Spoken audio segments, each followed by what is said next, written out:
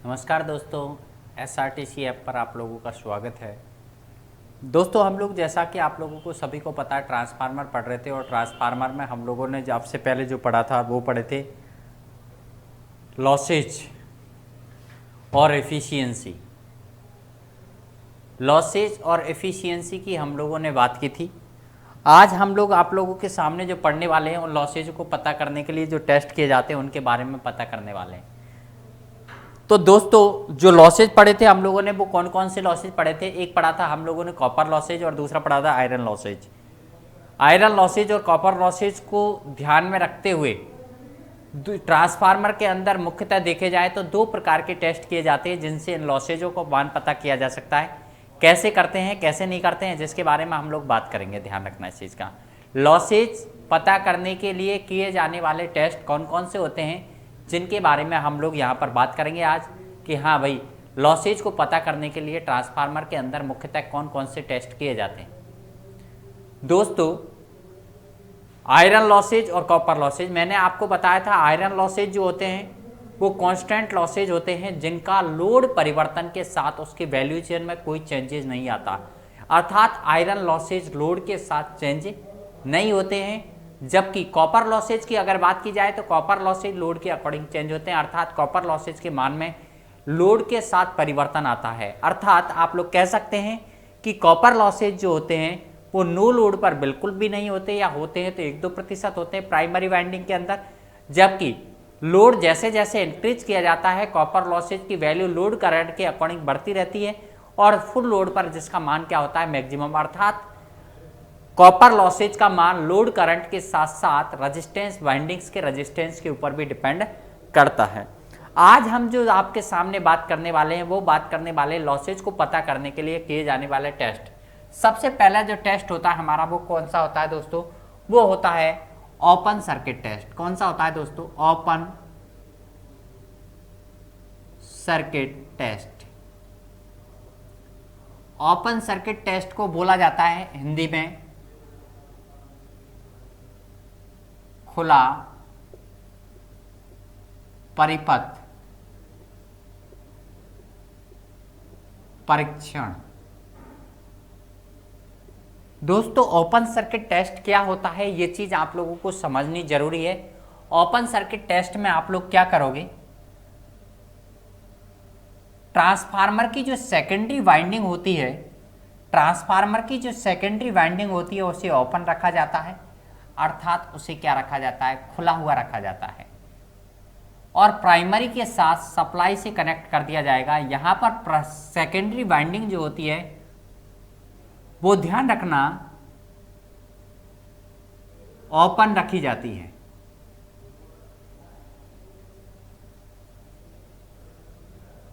दोस्तों, इस तरह से हमारा होता है ओपन सर्किट टेस्ट। ये ट्रांसफार्मर की सेकेंडरी वाइंडिंग है,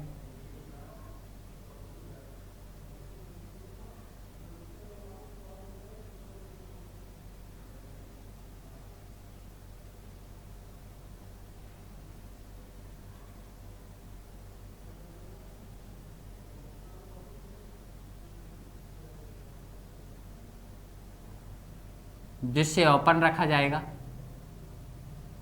और ओपन रखे जाने की स्थिति में सेकेंडरी के अंदर करंट की वैल्यू क्या होगी? जीरो। क्या होगी? करंट की वैल्यू क्या रहेगी? जीरो। प्राइमरी के साथ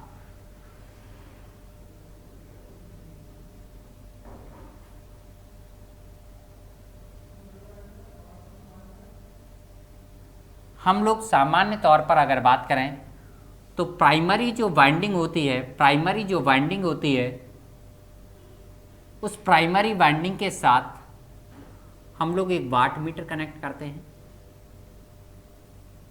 क्या कनेक्ट करते हैं? Watt meter.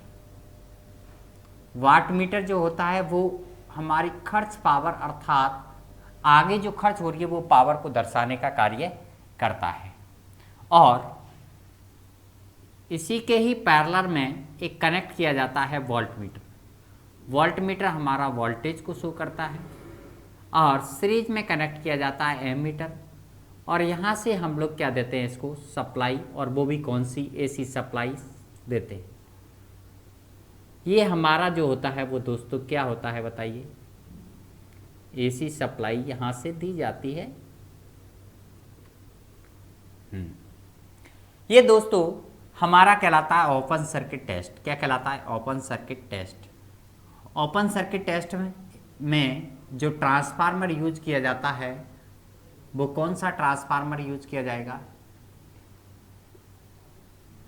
Step up. कौन सा? Step up transformer. यहाँ पर हाई वोल्टेज साइड जो होती है, हाई वोल्टेज साइड जो होती है उसे क्या रखा जाता है? ओपन रखा जाता है। और लो वोल्टेज साइड जो होती है उसको हम लोग वाट मीटर से कनेक्ट रखते हैं, अर्थात सप्लाई से कनेक्ट रखते हैं। हाँ, यहाँ पर अब वाट मीटर की जो रीडिंग होगी, वाट मीटर की जो रीडिंग होगी वो क्या होगी? वाट मीटर की रीडिंग टोटल लॉसेज को दर्शाती है, लेकिन आपको पता है यहाँ पर सेकेंडरी के अंदर करंट की वैल्यू 0 है, तो यहाँ पर कोई भी हमारे क्या नहीं होते? Copper losses. यहाँ पर सिर्फ और सिर्फ कौन से होते हैं? आयरन लॉसेज होते हैं। आयरन लॉसेज को 2 भागों में डिवाइड किया गया है, आपको पता है। हमारा पहला होता है hysteresis losses, hysteresis losses, plus दूसरा जो होता है जिसे बोला जाता है मेरे दोस्त क्या? भंवर धारा हानि। तो ये 2 प्रकार के लॉसेज होते हैं दोस्तों। इन लॉसेज की वैल्यू को दर्शाएगा यहाँ पर हमारा क्या? Watt meter. Watt meter, volt meter समांतर में लगा रहता है, एमीटर हमेशा श्रेणी में लगा रहता है। वाट मीटर आगे जो लॉसेज हो रहे हैं उनकी वैल्यूएशन को दर्शाता है। समझ रहे हैं मेरी बात? तो और सेकेंडरी वाइंडिंग को हम क्या रखते हैं? ओपन रखते हैं। सेकेंडरी वाइंडिंग को क्या रखते हैं? ओपन रखते हैं। प्राइमरी को जैसे ही आप लोगों ने सप्लाई दी, इसके अंदर फ्लक्स जनरेट हुआ और वो फ्लक्स क्या होता है? कोर के अंदर जाता है। जैसे ही फ्लक्स जाता है, क्योंकि आयरन लॉसेज की जो वैल्यू होती है वो फ्लक्स डेंसिटी और फ्रिक्वेंसी के ऊपर डिपेंड करती है। किसके ऊपर? फ्लक्स डेंसिटी एंड फ्रिक्वेंसी, दोनों चीज़ों के ऊपर डिपेंड करती है। और फ्रिक्वेंसी और फ्लक्स डेंसिटी जितनी ज़्यादा होगी वो आयरन लॉसेज का मान उतना ही ज़्यादा होगा दोस्तों। तो यहाँ पर ये सारी चीज़ें आप लोगों ने प्रॉपरली देखी। तो यहाँ पर ओपन सर्किट टेस्ट का उद्देश्य क्या रहता है? आप लोगों को पता है ओपन सर्किट टेस्ट का जो उद्देश्य होता है वो आयरन लॉसेज को पता करना। क्या उद्देश्य रहता है दोस्तों? आयरन लॉसेज को पता करना हमारा ओपन सर्किट टेस्ट का क्या रहता है? मूलतः उद्देश्य होता है। ध्यान रखना। समझ रहे हैं मेरी बात? तो यहाँ पर आप लोगों को शायद कोई दिक्कत नहीं आ रही होगी, आसानी से इजीली समझ में आ गया होगा। ओपन सर्किट टेस्ट क्यों किया जाता है? आप लोग कहोगे आयरन लॉसेज को पता करने के लिए हम लोग किसका प्रयोग करते हैं? ओपन सर्किट टेस्ट का प्रयोग करते हैं।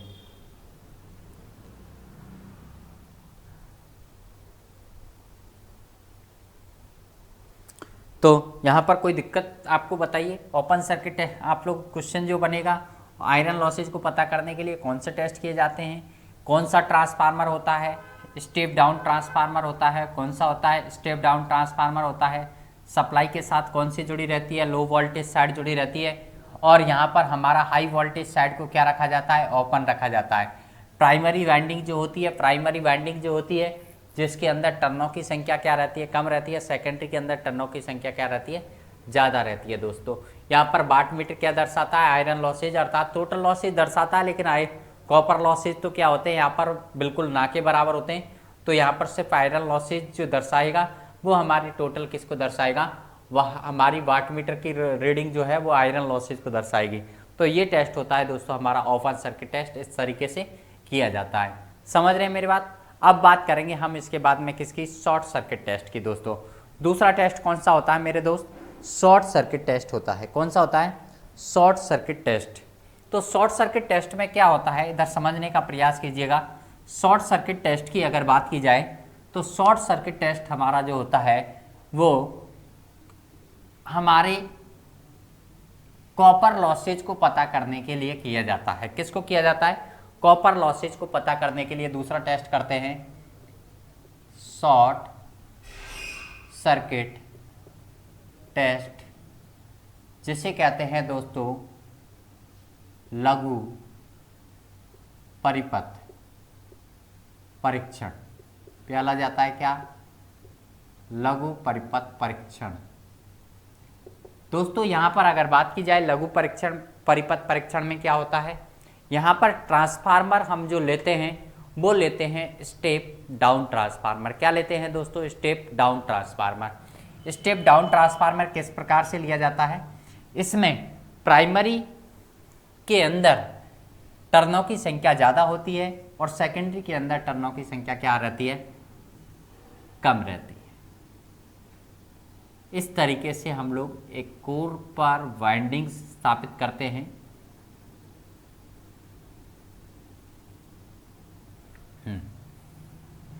यहाँ पर हम लोग वाट मीटर कनेक्ट करेंगे। ये हाई वोल्टेज साइड होती है जो प्राइमरी होती है हमारी, क्या होती है, हाई वोल्टेज साइड। यहाँ पर हम लोग क्या करते हैं, वाट मीटर कनेक्ट करते हैं इस हाई वोल्टेज साइड के साथ। यहाँ पर एक वोल्ट मीटर कनेक्ट किया जाता है और वोल्ट मीटर के साथ ही यहाँ पर एक एमीटर कनेक्ट किया जाएगा। समझ रहे हैं? चलो,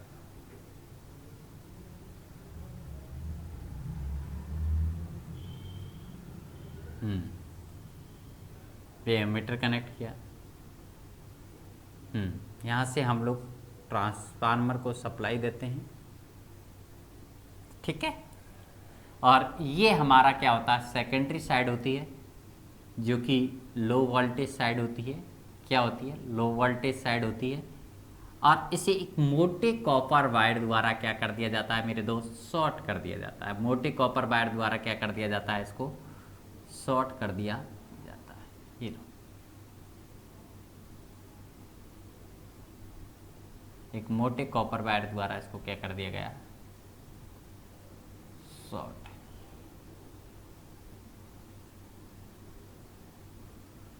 ठीक है। प्राइमरी वाइंडिंग जो होगी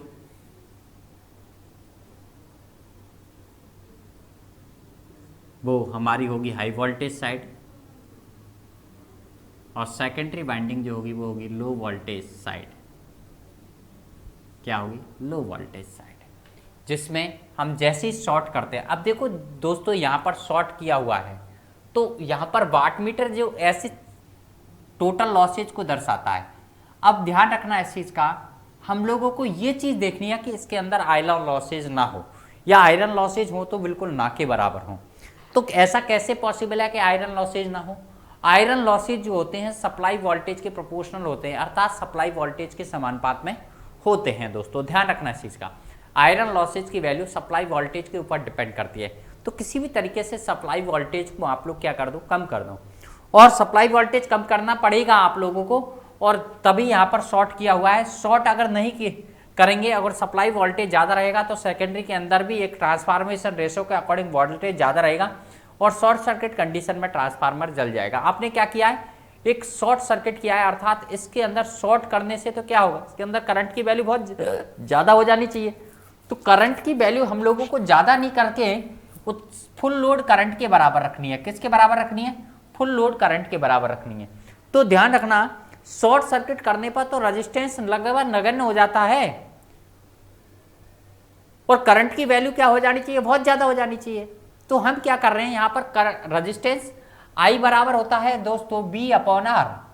अगर R कम है तो एक काम करें ना, वोल्टेज को भी कम कर दें, तो इससे दो चीज़ हमारी कम हो जाएगी। वोल्टेज को कम करने से पहला उद्देश्य तो ये पूरा हो जाएगा कि फ्लक्स डेंसिटी कम हो जाती है इसके अंदर, और दूसरा उद्देश्य ये है कि एक नूल मतलब कि यहाँ पर शॉर्ट सर्किट कंडीशन में भी करंट की वैल्यू इतनी ज़्यादा नहीं रहेगी कि ट्रांसफार्मर जल जाए। तो हम क्या करेंगे, इसकी प्राइमरी को सामान्य वोल्टेज का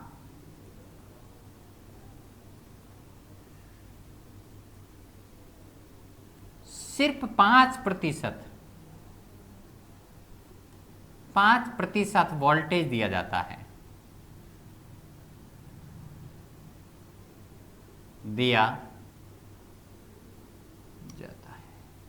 इसकी प्राइमरी को सामान्य वोल्टेज जो हमारा होता है उसका कितना प्रतिशत वोल्टेज देंगे, 5% वोल्टेज देंगे। और 5% वोल्टेज देने से फ्लक्स डेंसिटी भी बहुत कम हो जाती है, लगभग 5% फ्लक्स डेंसिटी हो जाती है।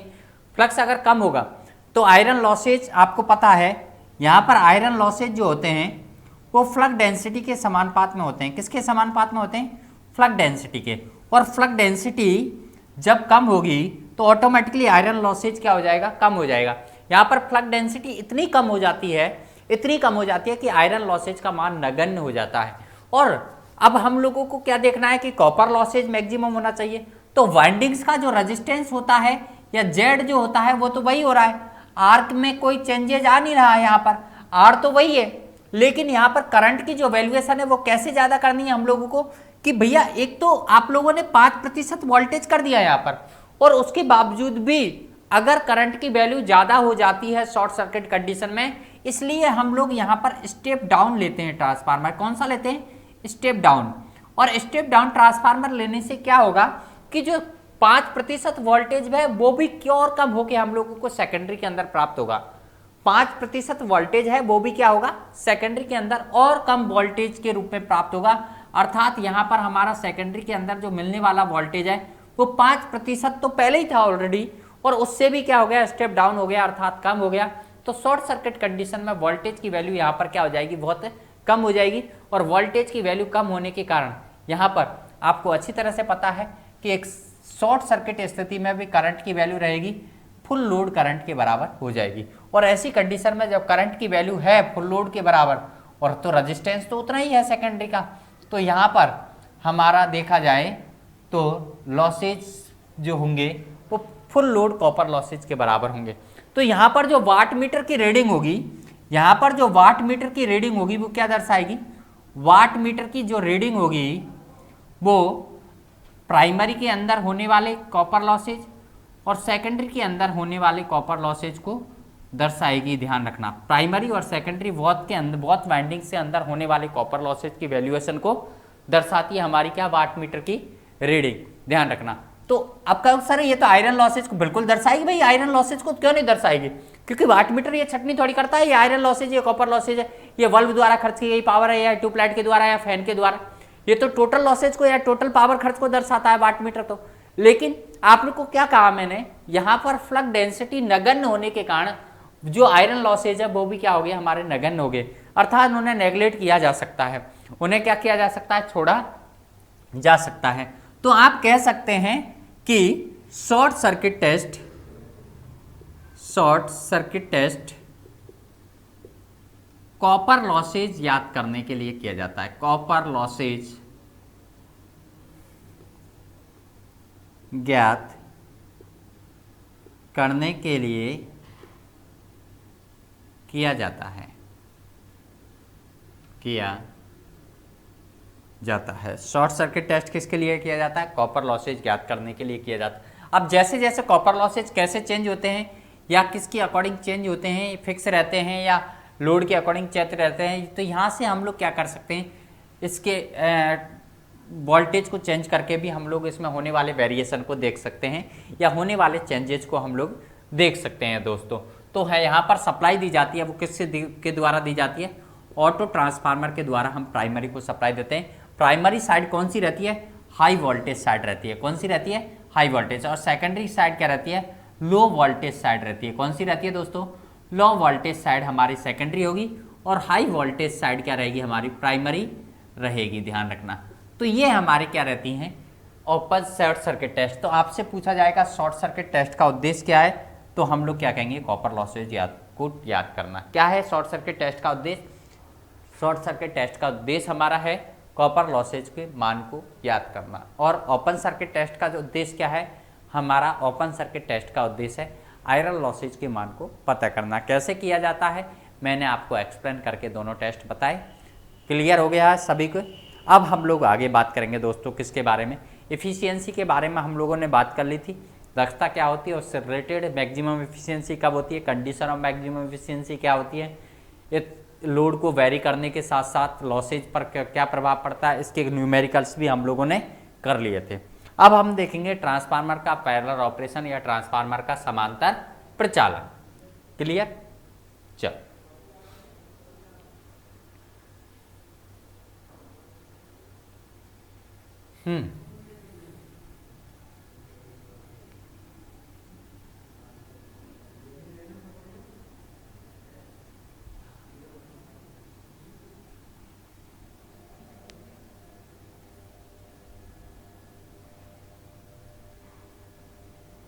आज हम बात करने वाले हैं दोस्तों आपके सामने ट्रांसफार्मर के समांतर प्रचालन की।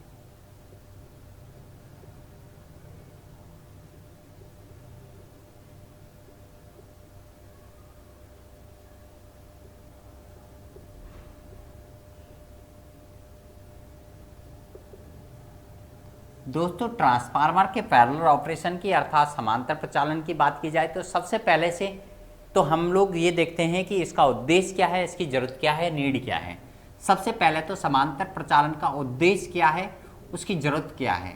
समांतर प्रचालन का जो मूल उद्देश्य है वो है लोड को कांस्टेंट, कभी लोड वेरी होता है, कभी लोड ज़्यादा हो जाता है, कभी लोड कम हो जाता है, तो एक लोड को बना ओवरलोड नहीं होने देना या बढ़े हुए लोड को हम लोग क्या करना, कम करना, ये हमारा मूल उद्देश्य होता है। या एक्स्ट्रा लोड होने पर एक्स्ट्रा ट्रांसफार्मर हम कनेक्ट कर सकते हैं समांतर प्रचालन से। समझ रहे हो, ट्रांसफार्मर को मैक्सिमम एफिशिएंसी पे चलाना, ट्रांसफार्मर को लगभग फुल लोड पर चलाना है, ताकि ध्यान रखना अगर कम लोड पर चलेगा तो आयरन लॉसेज तो फिक्स हैं, वो होते रहेंगे, तो एफिशिएंसी क्या हो जाएगी, कम हो जाएगी, ध्यान रखना। तो उद्देश्य क्या है ट्रांसफार्मर का, सबसे पहली तो है कंटिन्यूटी बनाए रखना। पहला उद्देश्य है सप्लाई की निरंतरता, सप्लाई की निरंतरता।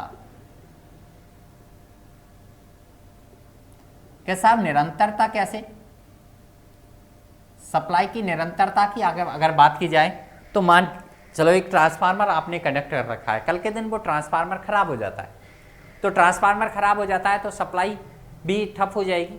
अगर दो या दो से अधिक ट्रांसफार्मर पैरेलल में ऑपरेट कर रखे हैं आप लोगों ने, तो एक ट्रांसफार्मर खराब होने पर दूसरे ट्रांसफार्मर से सप्लाई को क्या कर सकते हैं, कंटिन्यू कर सकते हैं। दूसरा है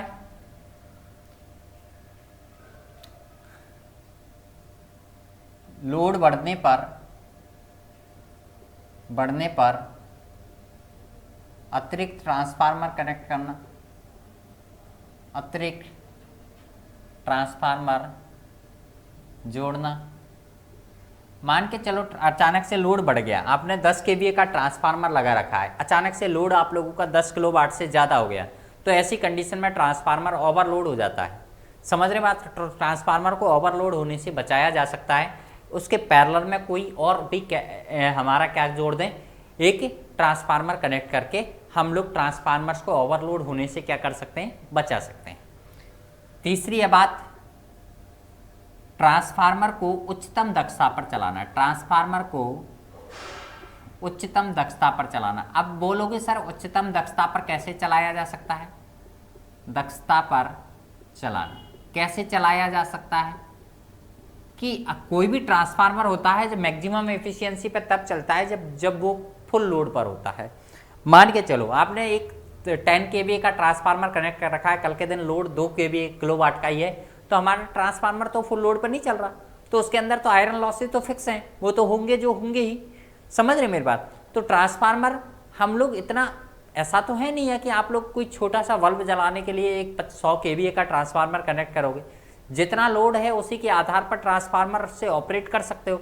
पैरेलल में अगर 2 या 2 से अधिक ट्रांसफार्मर कनेक्टेड है तो हम आसानी से कर सकते हैं, लेकिन जब एक ही ट्रांसफार्मर है तो हमारे पास इस तरह की सुविधाएं नहीं होती हैं। तो ध्यान रखना ट्रांसफार्मर को उच्चतम दक्षता पर चलाना, अच्छा वोल्टेज रेगुलेशन प्राप्त करना, अच्छा वोल्टेज रेगुलेशन प्राप्त करना,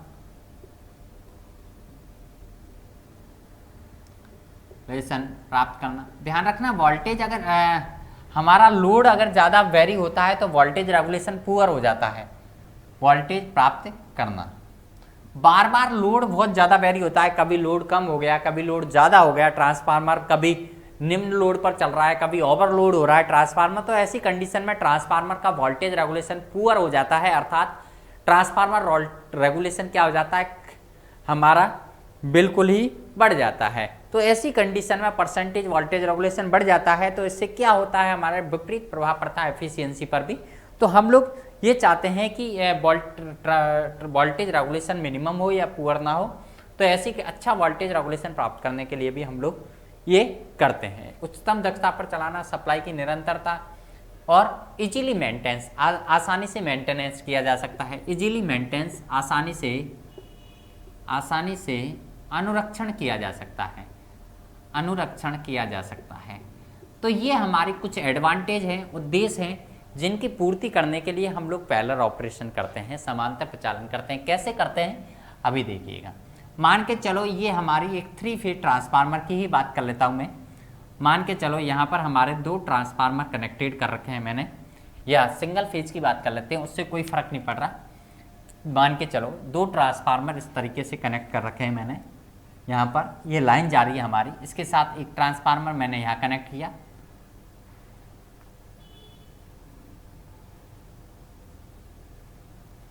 एक ट्रांसफार्मर पैरेलल में हम लोगों ने यहाँ कनेक्ट कर सकते हैं।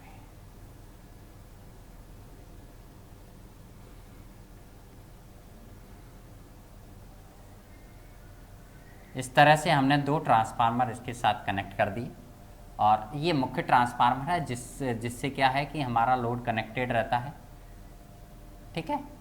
और हमने क्या किया, इस ट्रांसफार्मर को भी इसके पैरेलल में कनेक्ट कर दिया। कैसे, ध्यान रखना, यहाँ से ऐसे,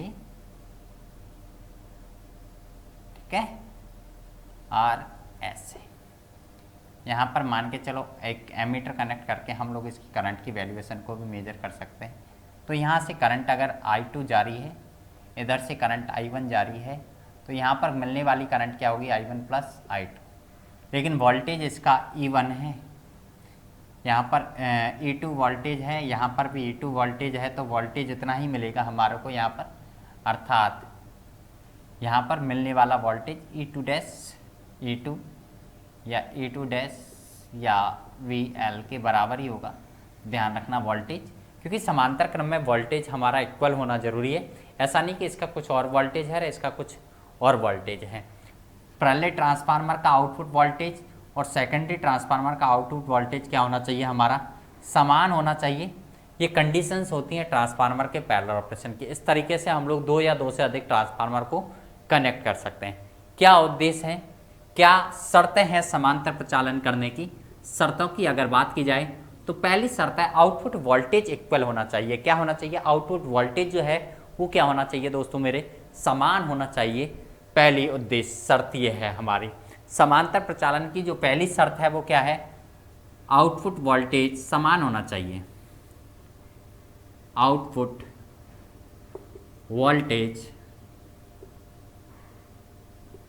समान होना चाहिए। दूसरे अगर बात करें हम लोग तो दूसरी कंडीशन क्या है, दूसरा कंडीशन दोस्तों ये है कि यहाँ पर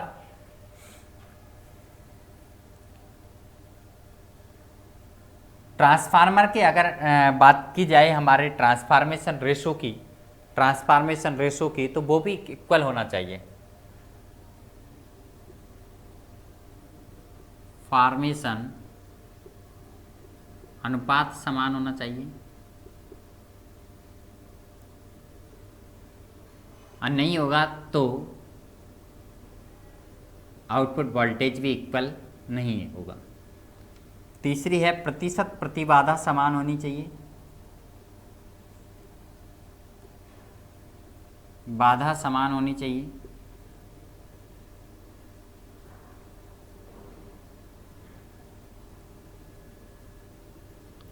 फेज सीक्वेंस समान होना चाहिए। फेज अनुक्रम समान होना चाहिए।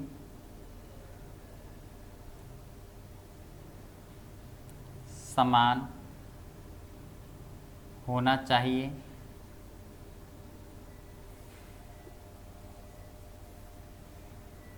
उसके अलावा अगर बात करते हैं, अगर सिंगल फेज है तो ध्रुवता समान होनी चाहिए। ध्रुवता समान होनी चाहिए। और छठा अगर बात करें हम लोग तो आप कह सकते हैं वोल्टेज रेगुलेशन भी इक्वल होना चाहिए। वोल्टेज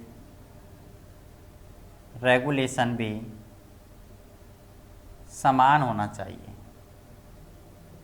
ये हमारी क्या है, समांतर प्रचालन की कंडीशन है। ये हमारी सभी क्या है, समांतर प्रचालन की शर्तें। तो आपसे पूछ लिया जाए कभी कि ट्रांसफार्मर के समांतर प्रचालन की शर्तें क्या हैं या समांतर प्रचालन का उद्देश्य क्या है, तो आप लोगों को ये सारी चीज़ें याद रखनी है। अगर पोलरिटी समान नहीं होगी, फेज सीक्वेंस समान नहीं होगा, तो ऐसी कंडीशन में ट्रांसफार्मर जल जाएगा। आउटपुट वोल्टेज भी इक्वल नहीं होगा तो भी अनबैलेंस रहेगा। तो ध्यान रखना इस चीज़ का। ये हमारी समांतर प्रचालन का उद्देश्य और उसकी क्या है शर्तें हैं दोस्तों। तो किसी की भी तरह की यहाँ पर आप लोगों को दिक्कत नहीं होगी, शायद आप लोगों को इजीली ये सारी चीज़ें आप लोगों को समझ में आ गई होगी। चलो, शायद मैंने एक चीज़ नहीं पढ़ाई थी आप लोगों को, यहाँ पर वोल्टेज रेगुलेशन क्या होता है उसके बारे में भी मैं बात कर लेता हूँ आपसे। वोल्टेज रेगुलेशन किसे कहते हैं? चलो, वोल्टेज रेगुलेशन ट्रांसफार्मर में आपको अच्छी तरह से पता है, जैसे जैसे लोड को वेरी करते हैं तो लोड वेरी होने के साथ आप लोगों के आउटपुट वोल्टेज में भी क्या आ जाता है, वेरिएशन आ जाता है। आउटपुट वोल्टेज में भी क्या आने लगती है, कमी आने लगती है या, तो इसे कहते हैं वोल्टेज रेगुलेशन। वोल्टेज रेगुलेशन क्या होता है, नो लोड से फुल लोड तक जो वोल्टेज में परिवर्तन आता है उस वोल्टेज के अनुसार अगर बात की जाए तो वोल्टेज रेगुलेशन जो होता है वो अलग अलग होता है हर एक ट्रांसफार्मर का।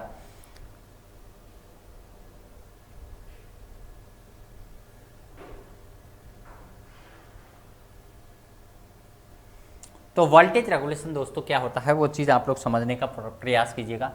वोल्टेज रेगुलेशन आपको पता है लोड बढ़ाने के साथ साथ वोल्टेज में क्या आती है, कमी आती है। तो आप कहोगे दोस्तों no load voltage, no load secondary voltage या टर्मिनल वोल्टेज भी कह सकते हैं,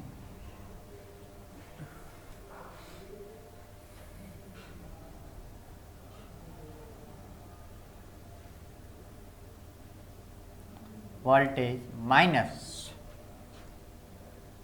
फुल लोड सेकेंडरी वोल्टेज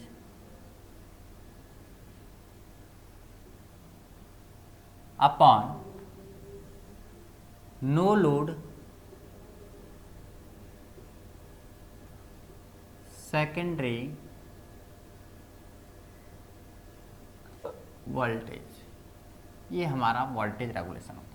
आप ऐसे भी कह सकते हैं voltage regulation VNL minus VFL upon VNL, ये हमारा ट्रांसफार्मर का वोल्टेज रेगुलेशन होता है। नो लोड पर वोल्टेज क्या रहता है, ज़्यादा रहता है, फुल लोड पर वोल्टेज क्या रहता है, कम रहता है, ध्यान रखना इस चीज़ का।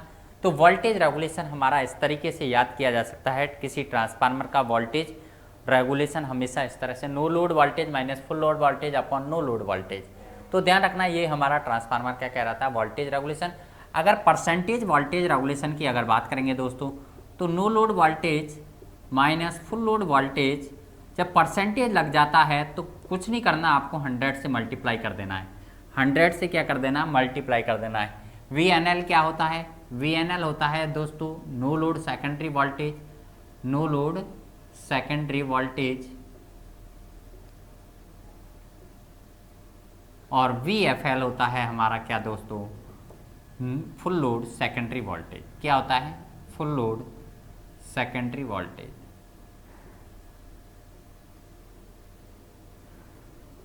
फुल लोड सेकेंडरी वोल्टेज, ये हमारा क्या होता है, वोल्टेज रेगुलेशन या वोल्ट का नियमन भी कहा जा सकता है। इसे क्या कहा जा सकता है, वोल्ट का वोल्टेज रेगुलेशन या वोल्टा नियम, वोल्टा नियमन। कोई दिक्कत किसी भी तरह की शायद मुझे लगता नहीं है यहाँ पर आप लोगों को प्रॉब्लम होगी। वोल्टेज रेगुलेशन इजीली सी आसानी से हम लोग पता कर सकते हैं, समझ रहे हैं मेरी बात। अगर कहीं और वोल्टेज रेगुलेशन की बात करें अल्टरनेटर के अंदर ट्रांसमिशन है तो वहाँ पर आप वोल्टेज रेगुलेशन पढ़ते हो दोस्तों VNL minus VFL upon VFL। ये आप वोल्टेज रेगुलेशन अन्य जगह पढ़ते हैं, ध्यान रखना इस चीज़ का। चाहे हम लोग अल्टरनेटर की बात करें, प्रत्यावर्तक की बात करें या प्रत्यावर्तक की बात करें या ट्रांसमिशन लाइन की बात करें, ट्रांसमिशन लाइन की बात करें या कहीं पर भी वोल्टेज रेगुलेशन अगर पढ़ते हैं तो इस तरीके से पढ़ते हैं। लेकिन ट्रांसफार्मर के अंदर वोल्टेज रेगुलेशन आप क्या पढ़ोगे, इस तरीके से ट्रांसफार्मर का वोल्टेज रेगुलेशन होता है, जो आसानी से आप लोग क्या कर सकते हो, पता कर सकते हो। कोई दिक्कत, समझ में आ गया होगा वोल्टेज रेगुलेशन क्या होता है। नो लोड से वोल्टेज में जो वेरिएशन आता है फुल लोड तक, उस वेरिएशन तथा नो लोड वोल्टेज का अनुपात ही वोल्टेज रेगुलेशन कहलाता है। ध्यान रखना इस चीज़ का, वही क्या कहलाता है, हमारा वोल्टेज रेगुलेशन। कोई दिक्कत, एक मैं सवाल भी करके देख लेते हैं हम लोग वोल्टेज रेगुलेशन से रिलेटेड। मैंने आपको एक सवाल दिया,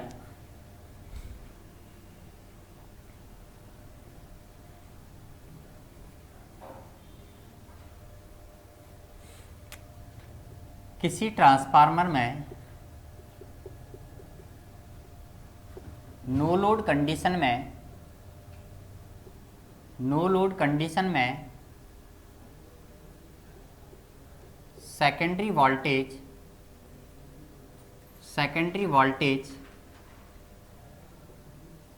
440 वोल्ट है यदि ट्रांसफार्मर को फुल लोड पर चलाया जाए तो सेकेंडरी वोल्टेज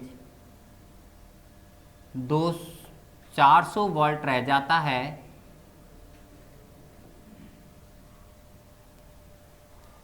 400 वोल्ट रह जाता है, तो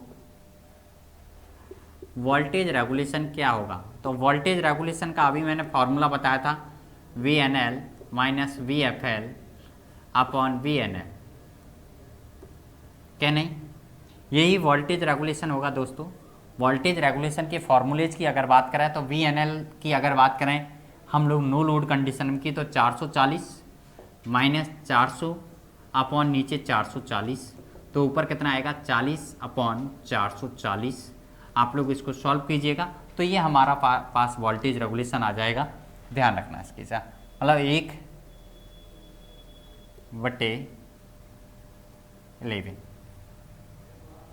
1/11 ये हमारा वोल्टेज रेगुलेशन है।